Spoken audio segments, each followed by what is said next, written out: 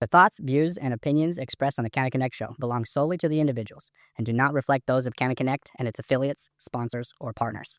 Canna Connect does not promote or facilitate any activity that violates state or federal regulations. Everything you hear here is strictly for educational and entertainment purposes.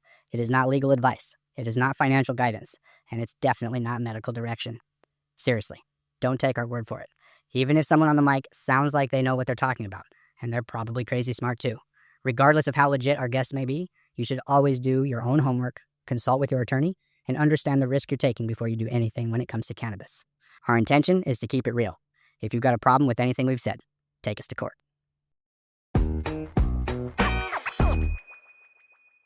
Dutchie, large, huge, big supporter. They bigged us up last year. We did monthly events with Gus Sevastos, Kwaku, and Jake Gleason, who was just sitting down with us. I love it. Dutchie is a point of sale company. They are able to offer you loyalty, marketing, e-com, delivery. Dutchie is a behemoth of a company, but they're also the right fit for a lot of brands. They've got more rooftops than anybody else in the point of sale e-com cannabis tech space. So shout out to Dutchie. We love working with Gus and Dutchie. Welcome back to the Canna Connect Show. I'm your host, Steven Eigenman, and today I am back for the very fourth time with Gus Sevastos from Dutchie. Gus, welcome back to Minnesota. Good to be back, Steven. Always love coming to visit and just have a great time here. Yeah. So you are neck and neck with Spencer Plussel for the coveted green jacket on the Canna Connect Show. Hey, I brought my own. This guy is in it to win it. He's in it to win it. How much has changed in a year since Lucky Leaf 2025 as it relates to the Minnesota cannabis market? Yeah, I think, I've been talking about that a little bit already today. And it's one thing that you brought up is like a year ago, we didn't even know each other. We didn't even know each other. We hadn't even met, we hadn't been doing other things that we've been doing together. But I think, even then, the conversations I've been having today compared to the conversations of last year, where last year was, questions of hey, who's got this or who's got, supply, or even just the casual folks walking in, who's got product right now, right? Yep. All those questions. And now we're at a place where the market's not only live, but it's starting to get to that point where we had an explosion last summer where a bunch of people started to get live, and we've had a more steady drip as time has gone on. And I think that now we're starting to see us get to an apex where it's not just hey, we're trying to be first. It's also people coming in from all sides. I've talked to a ton of cultivators today, not just retailers. And so I think that, we're getting ready for another phase of the market where we're out of that initial, hey, everything's just, now we're getting stuff open, to actually having it where the market is becoming more established, and we're starting to see, these folks are known, these brands are on the rise. Starting to. Exactly. Yeah. Now we're a couple hours into Lucky Leaf. Who's here? You kind of mentioned, but tell me, because I'm just behind the camera. Yeah. Cultivators? Yeah. Cultivators, retailers. But I mean, also I think I've talked to more folks who are on the cultivation and brand side than on the retail side today, because it's just, I think the biggest challenge right now in the market is there's a shortage of product around. It's hard for people to keep stock, or it's hard for people to when things come in, they leave just as quickly. Mm-hmm. And so I think, we're seeing that need go from, hey, we need retailers that are open so that people have places to go and shop, to now we need to have enough of the grow space open and working, that there's not just product for people to pick from, but a diversity of product for people to choose from, so that there's more options. And then two, I think there's operators already that have a signature out on the market, but we'll get to see who more of the players in the space are, right? Is that new up and coming brand. I mean, let's be fair. The bulk of the product right now is coming from larger operators in the space. When it comes to cultivation at large, how does Dutchie serve cultivators? Yeah, that's a great question. So cultivation, we serve them really well. So we'll be able to take everything from that initial seedling that they're going to start into, hey, now we're going to break this out into, let's just say, for example, 10 different, tagged plants, right? So we'll start to tell Metric, okay, this mother plant has now become these 10 plants. It's tags 1 through 11, right? Kind of tracking all that. And then as they're making those changes in the stages, as those plants are growing, we can track the nutrients that they're adding to those plants. We can track hey, this is like, we could keep a journal of this is, perform well. This needs to be watched. Like this needs to be moved to a different area, right? Like all those different things finally through to the harvested like product. And then let's convert this into either bulk flour or pre-bang flour and then even, a step further, we also have something for the folks on manufacturing and processing where now we can take that like, raw flour and turn that into vapes, turn that into edibles, turn that into pre-rolls, like all these different ways that we can take that plant and turn it into all the things it becomes. Great. Now, one of the last times I saw you, we were doing the Canna Connect with Metric event. Let's talk a little bit about how Dutchie integrates seamlessly with Metric. Yeah. So I would say that when we talk about the Metric integration with Dutchie, they've been a great partner of ours for a long time. And, now at this point, I would say they're the dominant state tracking system across the country, right? They've done a lot of things like retail ID, which is to simplify like the labeling process from cultivation all the way through retail. Instead of operators having to constantly relabel something, when they receive it, now they can just scan that label. And then, the folks who are getting that product can take it home, scan that label, see all the test results on it, get to learn the plant a little bit better. That's a huge part of their retail ID. Yeah, that's a huge part of it. And then, every movement that somebody is making, the OCM and Metric need to know about it. Dutchie's reporting that. So it's not just like, hey, we sold one quantity of this to, Susan Smith. It's also, this was in the vault room, now it's on the sales floor. This was in the, this was in a manifest, now it's part of the inventory. Like all those inventory movements that they're doing, all those sales reportings they need to do. Yeah. Dutchie is working lockstep with Metric to make sure everything's reported over the system so there's no gaps on the compliance side. Seed to sale tracking, compliance, the requirements within the cannabis industry. How different is that than the college textbooks industry? Oh, I mean, I think it's, it's funny because I have a friend that is looking like at our company, and he and I started in college textbooks together. And he asked me, he said, how would you say this even like parallels? And I'm like, great question, right? Yeah. So it's funny because, you can be talking with somebody who's your champion, in the school district. So that like head of like the English department, right? They love the textbook that you're showing them. They are ready to go for it. But, oh no, we have to talk to, the curriculum director, right? So in the same way that you can have a GM that's like super enthusiastic about the program or the process, it doesn't matter until the director of retail or the owner or, these people have signed off on it. So it's just kind of knowing, what everybody's roles are, and then also really being able to identify like what people's processes are, because it's, I think we have a mix of, hey, like I've, got experience in this market or working for this dispensary in town or this and that. And then some people are just, hey, like this is all completely new to me. Like I have no idea what any of this is. Metric, you mean like what the Europeans measure with, right? Like, so I think there's a lot that there's a lot out there that there can be. And I think folks are just starting to get familiar with everything.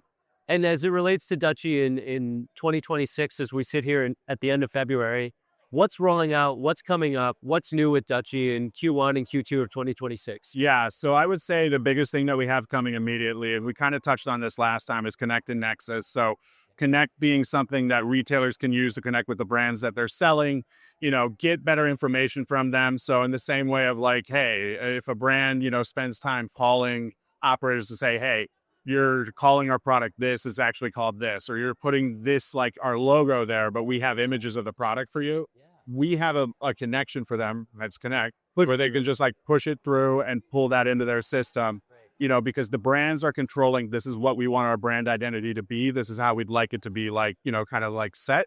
Okay. And then operators just have the ability to click a button, pull it in, and then it's part of their system. There's more for the brands they can do. And then there's some stuff that I can't like talk about, but there's cool stuff that's like coming that's going to make things even easier. Is that what Jake does? No. So Jake does the fun stuff of like having to make sure that like all the I's are dotted, the T's are crossed, and all that fun stuff. I would say good thing he speaks English. Yeah.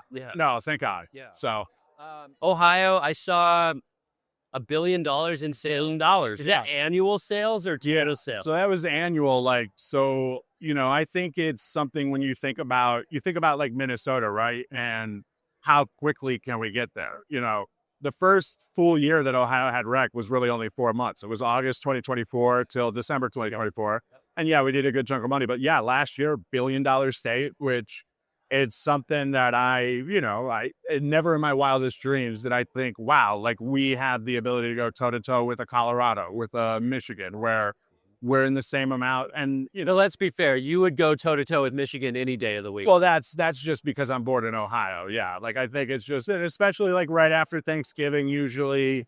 But I think like it's one of those things where, it's any state can do it if they focus on the right things, and the right things are strong community, strong operators, strong product, and then also one thing Ohio's done really well is, price compression is, I think, like the biggest challenge in the market where, hey, right now in Minnesota, we can sell for X amount of $4.08. Yeah, exactly. At the store. And now, you think about other markets where that's maybe like 15 or, in some cases even 10, right? Because they've been around so long and everything's so established that people are like, Ohio's did a every market develops differently. Exactly. Ohio's did a pretty good job of keeping their like price compression pretty low. Whereas like, I would say that it's still at a price where, the brands can feel good about what they're charging, but also like as a patient, as a consumer, like, it's nice to go and like actually have deals and be able to go, oh, like I might stretch and get just a little bit more because that is actually, it's not like it's, $30 for a thing of edibles. It's now it's 15. Now it's,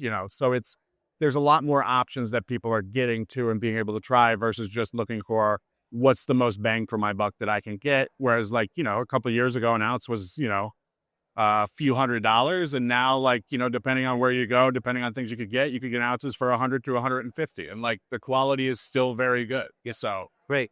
Do you notice, do you have a hard time sometimes inside the Minnesota market, given that you're an Ohio medical patient and that the medical program is one of the reasons why you guys were able to come up to speed so quickly? The medical market here is not as robust, right? Much more limited in products, and as you are well aware. But like comparing and contrasting, I mean, this market is not the same as Ohio. No, because I think when you look at it, like compared to Ohio, it's like you said, like our rec market was our med market because we had a lot. So there's not a lot of like net new like operators who have gotten up and running because whether they were cultivators, whether they were retailers, like they had some connection to the medical market that allowed them to just turn right over. It was more easier transition. Exactly. Okay. Because and also too, some states can do it where, hey, like you cannot sell the medical products to the rec customers and vice versa. Right. Whereas Ohio is just, it's one license type now. You can get your and some folks in some cities, did not allow like rec. So like the folks that are just medical, some stay medical, but for the most part, everybody did like both. Right. I've got a fun exercise that I want to go through with you. Yeah. I'm going to debut the menu for Weed and Wagyu with you on the show right now. I love this. I want to go through what your potential order is tonight from Earl Giles at the bar. I'm excited. We have a 36-inch by 48-inch full life-size menu board. Okay. That we are, look at this thing. Look at this thing.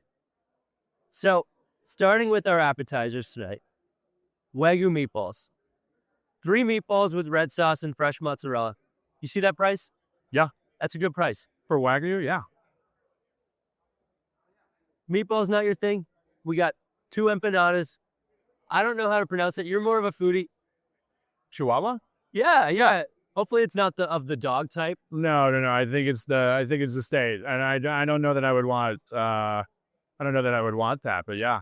I'm looking to share some loaded Wagyu fries with you today. Yeah. Just, you take your side, I'll take my side. We'll sit at a high top. Yeah, exactly. And then like just, anybody else is like, ooh, can I have, no, this is for us. This is $12. Gus and I are splitting this, $6 a piece. We are sharing this. Yeah, where's your $2? Where's your a couple? Yeah. Free. There's cost in waiting in line for this. Yeah, it's as well. Like if we're at the Supreme shop in New York, yeah, and we waited in line for the shoes, there is, or the shirts and the hoodies, there's a premium that is placed upon the product on the resale market. Right. If we are reselling Wagyu fries tonight, they are at least $3 Yeah. for a bite. Yeah. For a bite, for sure. Yeah, 2 bites. I'll share the mini burgers with you as well. Maybe we get the fries and the mini burgers. I think This is all local Wagyu. This is mixed with Duroc pork. Now, we wouldn't be able to get away with these prices if we weren't blending Wagyu beef with Duroc pork. It's a Wagrock. Think of it in cannabis terms as a hybrid. Yeah. It's not an indica. It's not a sativa. It's like a little bit of both. Yeah. It's a hybrid Wagyu. I love that. Now, this is where we call Jake in for the company card.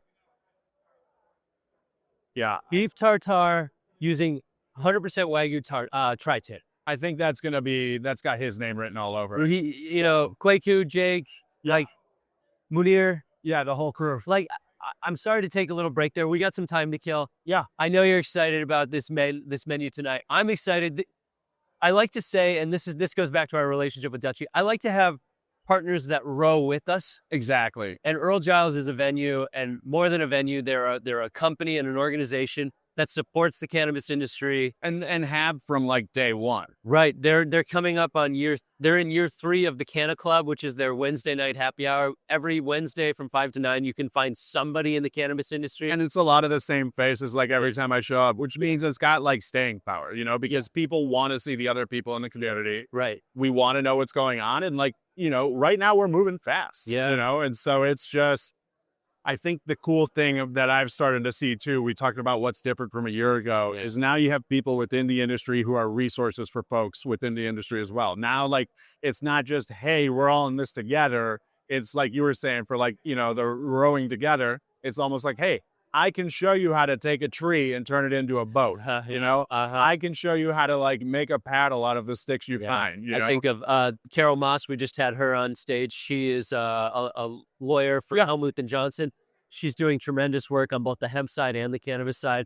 After our interview today, we have Corey Lake, great resource for insurance in the cannabis and hemp space. I think about people want to go where everybody knows your name. Yeah. And that's where Earl Giles is. That's what Earl Giles has created for the Minnesota cannabis industry. I agree with that. When it comes to shows and TV, what are you watching these days? Oh, man. So I just started watching, first off, RIP to Smiling Friends. They just announced, the creators just announced that they're done after like 2 more episodes, but also, you know what? Better to like go out on your own terms and fade away and have other people go like, I don't like this anymore. Either live A life. little bit of that, a little bit of The Chair Company. Where are these shows? HBO. I gotta get HBO. Yeah, no, it's that. And then, I'm trying to catch up on all the Oscar movies before March. Yeah. And Have you seen Marty Supreme? I've seen it, and like I need to see it again. It's long.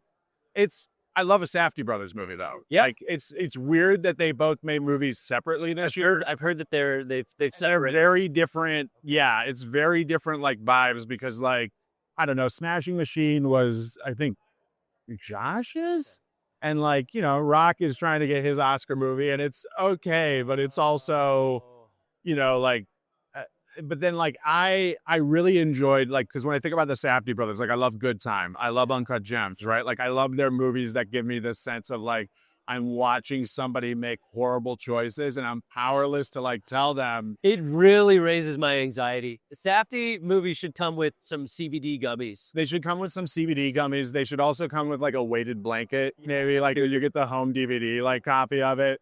But yeah, true. Marty Supreme like definitely fell into that legacy. I think for me, like the biggest like surprise of all of the movie was probably Mr. Wonderful. As like, the rich magnate character, like where I'm just like, I don't know that that's Mr. Wonderful. And then, the paddling scene that everybody will talk about when they talk about Marty Supreme. It's one of those things where it's like, oh no, that's the same guy that yells at people on Shark Tank.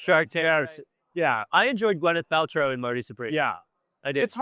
It's hard to not enjoy Gwyneth Paltrow. Like, I feel like, her, like, personal business aside, you can feel about that however you want to feel about that. But, like, I feel like, I've never seen her in something where I'm like, she's the worst part of this. Right. And what I like about the Safdie brothers, too, is they find they find stars and they use them in ways that you don't always expect, or like in just like taking the colors of them that you already know and just getting slightly different shades with it, like they did with Gwyneth Paltrow, or like, Julia Fox. yeah, like just being able to find somebody who nobody knows and turn them into a star because of like, they are just great. And like, it's also people that are in their community most of the time. Like, I mean, most of the people in Marty Supreme, I would say, are somehow connected to the New York City life. Otherwise, they're just fantastic. It's authentic. The Safdie brothers really, I mean, they're over the top and they stress me out, but they are going for a level of authenticity. It's a real world. And that's why it stresses you out so much, I think, because they built like a real world versus like, you know, oh, I'm watching science fiction and I'm nervous because it's a monster. It's like, no, like it's just,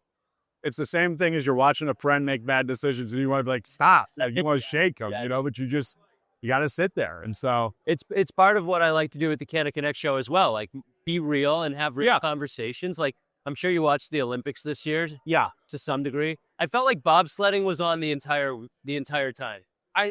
For me, like what I like most about the Winter Olympics, my favorite one, and I don't know that they did it this year, but it's the biathlon. Okay. Yeah. Where it's just, it combines two things that I don't know how they go together. It's right. Cross-country skiing and shooting a gun. And shooting. Yeah, and it's like, I think of like, okay, like if you made it where I had to run from like station to station, like, you know, in like a building like we're in right now. Yeah. And you're like, okay, you run from station to station, you do like the carnival shootout at each one, right? Yeah. By the third one, I'm like, can I just stop? You know, so the fact that somebody's like, okay, all right, here we go. Boom, boom, boom. Okay, all right, here we go. And then, of course, curling, which there's a lot of curling drama. You know, I'm not going to dox myself, but I'll tell you, I live right by a curling club. Okay. Yeah. And so I see these, I mean, there's a passionate community of curlers in Minnesota. Actually, a handful of Olympians from Minnesota. Yeah. Well, it's just, I think it's one of those things, though, that is the only Olympic sport that I watch. And I'm like, I could do that. You know, like everything else, I'm like, oh, God, no way. That's the only one where I'm like, you give me enough time, you give me decent knee pads, I could probably be, I could be the guy doing the, you know. Maybe some team building. In our future, we could go to the curling club and learn a thing or two. Exactly. Yeah. Yeah. The last thing I want to bug you about, we got Olympics, we got Marty Supreme. Did you have Sam Darnold winning the Super Bowl on your bingo card this year? Who did? Who did? Not Kevin O'Connell or Kwesi Adolfo-Menso. Definitely not Kwesi. Yeah, no. I mean, it's the thing of, it's like Sam Darnold, like the New York Jets draft. What? And it's, I think, as bad as you guys might feel about letting him go, my God, if you're a Jets fan, how terrible you must feel. Only up from there. Yeah, but I mean, it's also like, look, it's the Cleveland Browns. You could say the same thing, right? People get out of there and they tend to do pretty well. Do Jets and Browns fans tend to seek solace in one another? I think it's one of those things where, you know, when people complain about like the pain their sports base has endured, like, you know, for example, like Quaker is a Boston sports guy, right? Yeah. So they have such a challenging time winning. Yeah, I mean, I have several colleagues of mine that work in the Boston area or Boston sports fans. They're like, it was a really hard year last year. We didn't make the playoffs. And I'm like, we've made the playoffs 3 times since I've been alive. Like, we've made the playoffs 3 times since I've been alive. I'm 34 years old. I've got once every decade in my life, we've gone to the playoffs. And it's just, it's a good time. Different. When you haven't been to the Super Bowl? Yeah, when you don't even know what the Super Bowl is like, because the Browns technically have championships, and I think they changed the records around where the NFL championships count, and now we're like one of the top tier franchises, but also it's like no Super Bowls all before 1964, you know? So yeah, you're like the University of Minnesota football had some great years during World War II. Yeah, but also like, you know, it's easy to have great years during World War II when your best and brightest are probably over there, you know? So our best and brightest are heading to the after party tonight. And I'll be there so much for supporting. Thanks for having me. Yeah. Thanks. It's a pleasure to do this up with you. Love our continued partnership. And like, again, it's just always fun to sit down with you. So. Thanks to Dutchie. If folks want to get in touch, reach out to Gus Sevastos on LinkedIn. Search Dutchie. Happy to give a referral. Reach out to Canna Connect, and we'll see you out there.